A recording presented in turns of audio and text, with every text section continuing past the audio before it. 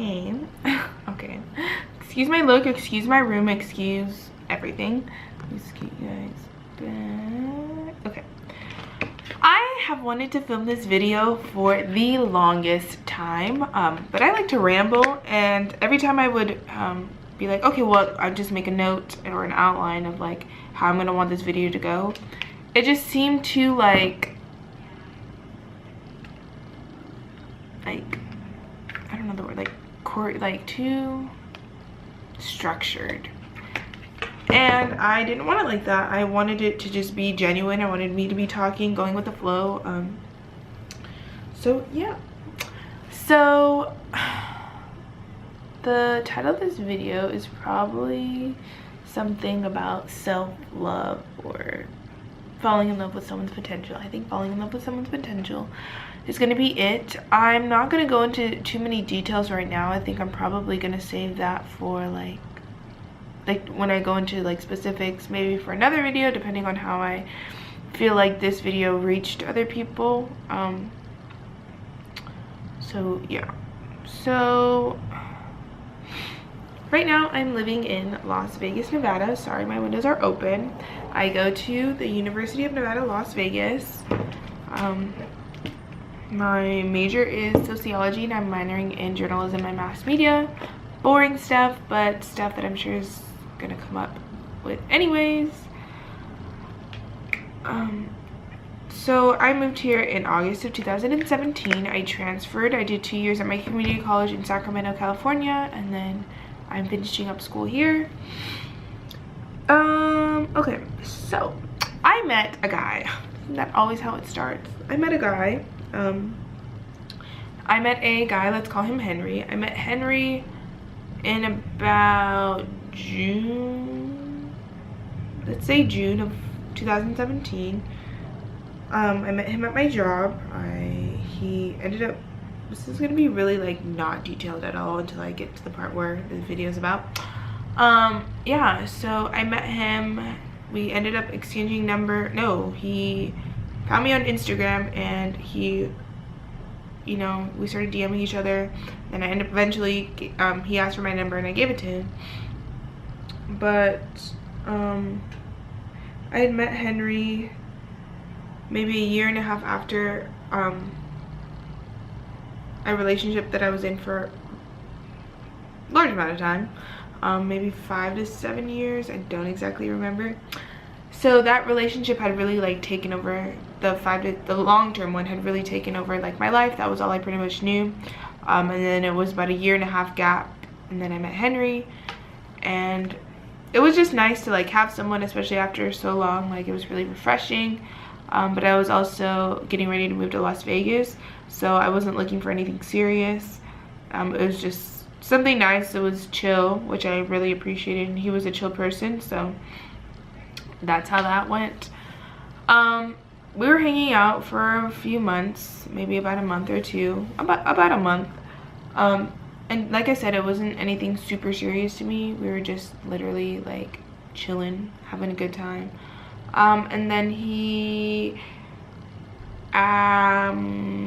introduced me to his church, which I had grew up Catholic, went to Catholic school, had a quinceañera, got my baptism, confirmation, all that, the whole 9. I did it all.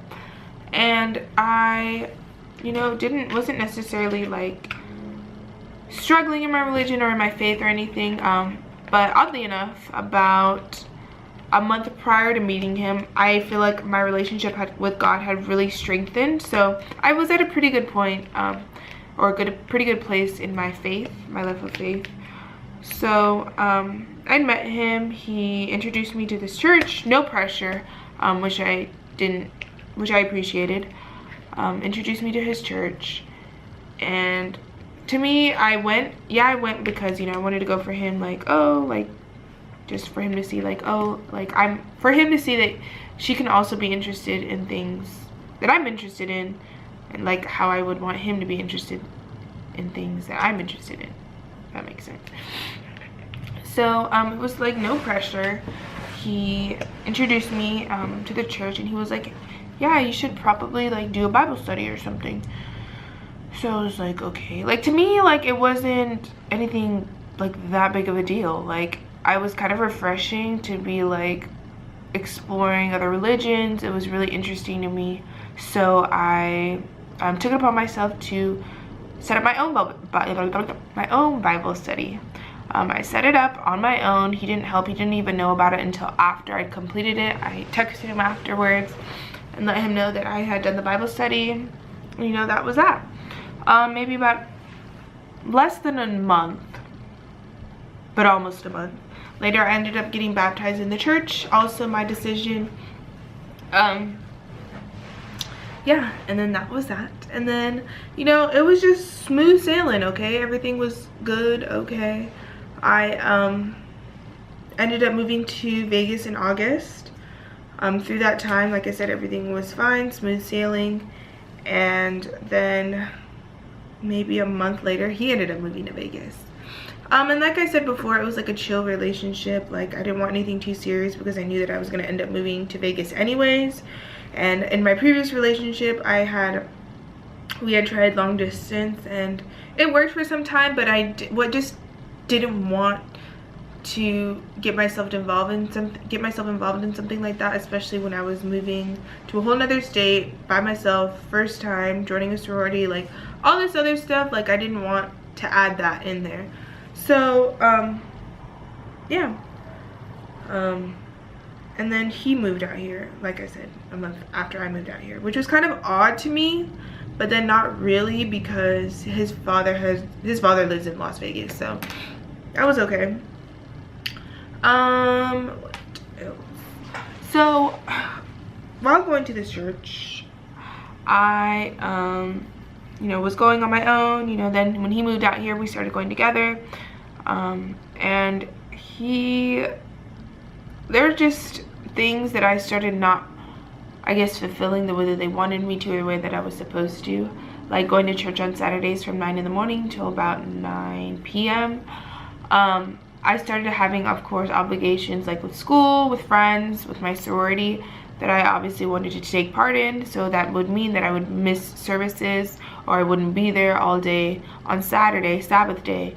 And that started to become an issue because they were explaining to me that by not keeping those services, by not participating in the whole Sabbath day, I was weakening my relationship with God.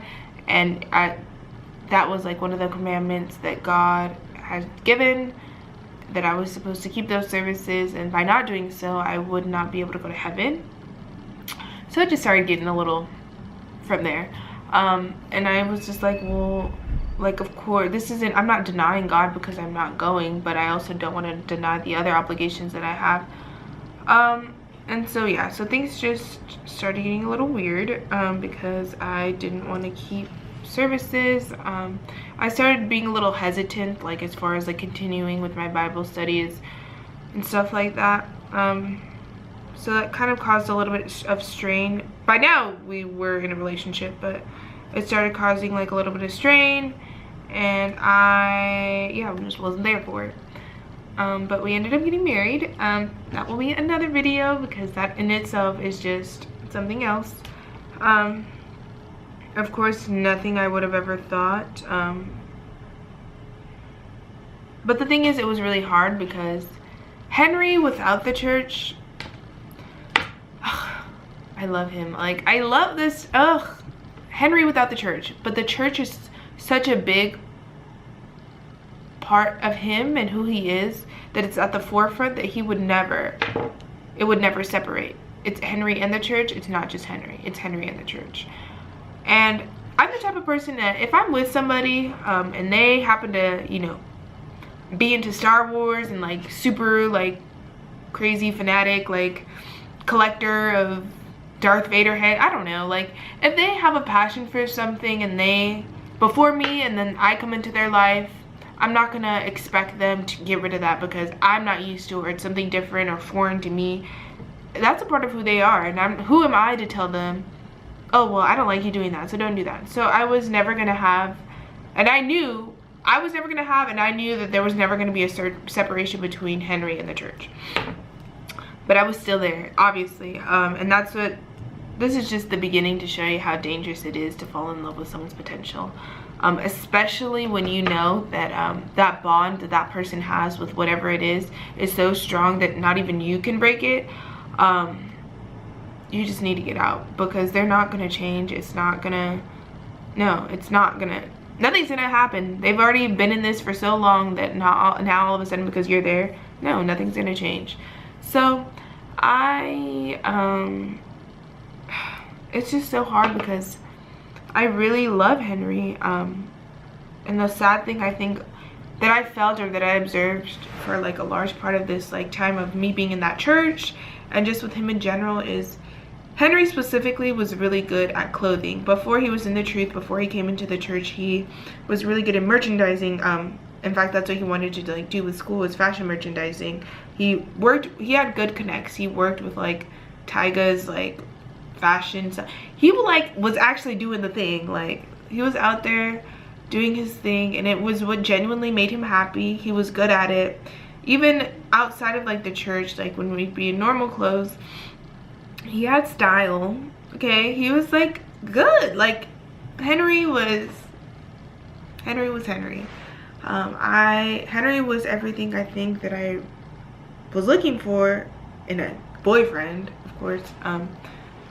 And I really, really enjoyed spending time with Henry. Whenever we weren't talking about the church or what didn't have anything to do with the church, we really hit it off. We had a good time. But then it's like slowly but surely the church talk and everything would slowly creep back into like our conversation. And I would just start to get frustrated because I felt like in a way he was like, well, why aren't you going? And it wasn't that I wasn't going, but I was like missing services, and that I was choosing to do certain things like my sorority above going to this church. And you know, he was like, I don't want to be with someone who's gonna die. And then I just started feeling really bad. It was just, I don't even know. It was just really hard for me to, and it is really hard for me to accept the fact that the relationship was really unhealthy. It was abusive on both parts, coming from him and coming from me. At first it was kind of like self-defense, but then I know a few times I put my hands on him when I shouldn't have. And I think that for the people that I know, like my family, my friends that know about the situation probably in a lot more detail, they are going to be like, well, no, it was bad on his part, blah, blah, blah, blah.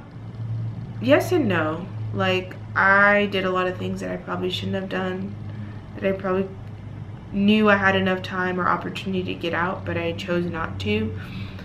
And it was just really hard for me to accept what was going on, to make any changes, to grow some balls and really be an advocate for myself, because I was out here by myself with no family, no friends. Everything was like new to me. I was still learning my surroundings, so I grew a really strong relationship with him and with the church. So it was really hard for me to get away, because for a large part they were all I had. So it just saddens me about the church, because it's like I see, when I have regular conversation with the people that are in the church, when I see them, when I talk to them about things that they do outside of the church, or like their interests, or just normal conversation, and I hear them talk, it's like I want to fight for them and shake them and wake them up and be like, you don't have to do this. You don't have to do this. Your potential, they're capable of so many things, but they harbor it because that's not what's going to get them into heaven. That's not what God wants them to do. It's worldly. And it's just like, you're so good at what you do, Henry. You're so good at what you do. You have so much potential. You know so many connects.